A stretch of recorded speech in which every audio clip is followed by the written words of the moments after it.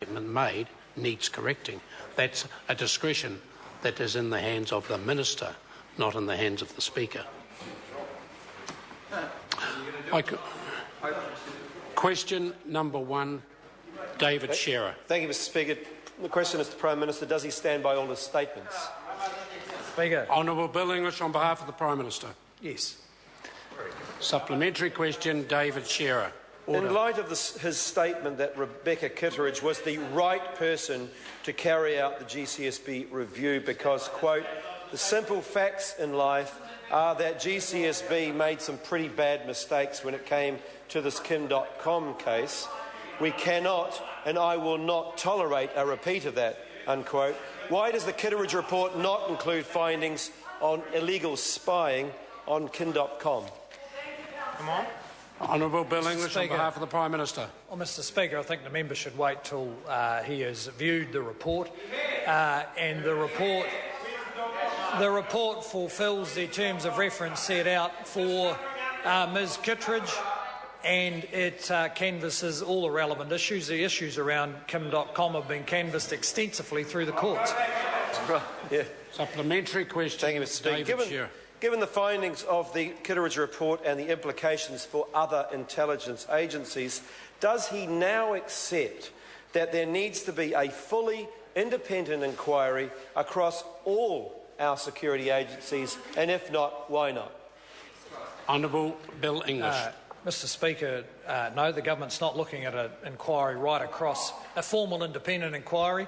In fact, the Prime Minister's been working with the intelligence agencies to make change since the time that he took office, because I think he became aware they were not in a state to deal with the new sorts of threats, or, as has now become apparent, to deal with the level of legal compliance that they ought to be able to deal with.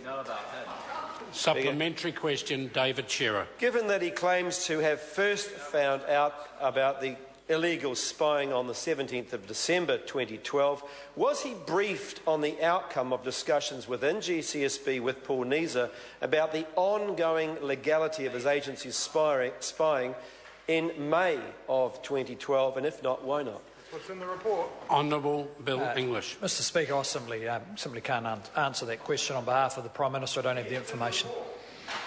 Supplementary question, David Shearer. Given his statement that major government databases have been simple human error, breaches in government databases have been simple human error, does he believe that the information relating to the victims of crime needs to be held in a secure database, and if not, why not? Honourable Bill English. Mr Speaker, I'm not exactly sure what the member is referring to, but if he is referring to some publicity today around an attempt to hack the Ministry of Justice, that attempt failed. Supplementary question, David Shearer. Why is confidential Ministry of Justice information able to be accessed by a member of the public? Honourable Bill English on behalf of the Prime Minister. Well, Mr Speaker, I can only take the advice of the relevant minister, who says that it's not. But the fact that the issues the member is raising are issues which underline the importance of having our intelligence agencies in good shape and with updated law and technology, so that they can combat that kind of behaviour along with government departments. Supplementary question, David Shearer. Thank you, Mr Speaker. Following privacy breaches at EQC, Corrections, MSD, ACC, Inland Revenue, Work and Income, Novo Pay, Housing New Zealand, the Ministry of Education, the Medical Council and now the Ministry of Justice, when will the Prime Minister act to make sure that New Zealanders' personal details are not being revealed? Honourable Bill English on behalf of the Prime Minister. Order. Mr Speaker. Order. Well, he certainly acted before the Leader of the Opposition revealed his personal details about his bank account in New York. Order. That sort of answer will not help the order of the House. Would the Deputy Prime Minister please address the question? Mr Speaker, Mr Speaker, the Prime Minister has acted. There's been extensive review of the procedures, of data security procedures in all government agencies. I think what's become apparent is that these kind of events have almost certainly been going on for many years, and now they are drawing public attention and are unacceptable to the public. But I can tell that member that the audit of security processes followed by agencies showed that under his government nothing was done. Many of them had no procedures whatsoever, and that is why the government has to move decisively to upgrade those procedures. Supplementary question, the Right Honourable Winston Peters. How can the public have any confidence in the assurances they have just been given when the first thing that happened to the Kettridge report was that it was leaked?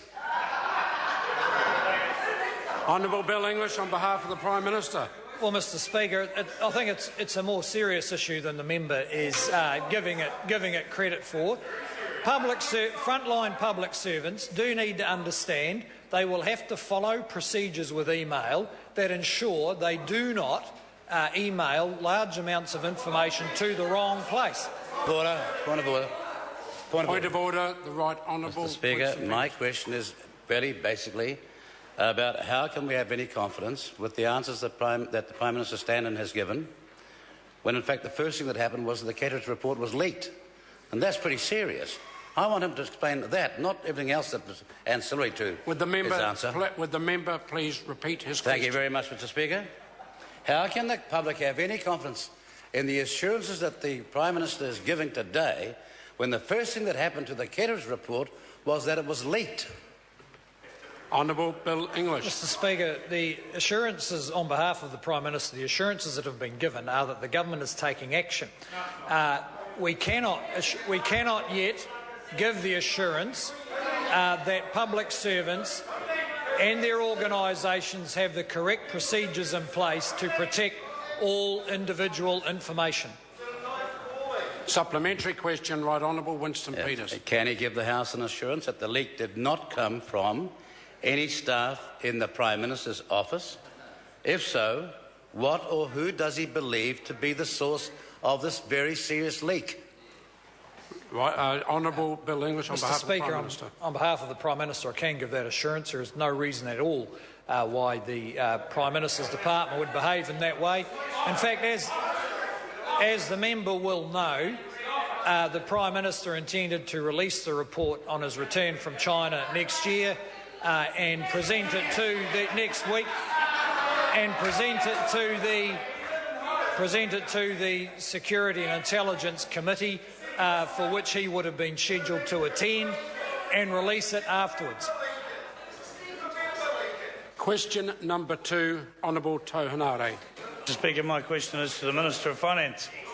What reports has he received on progress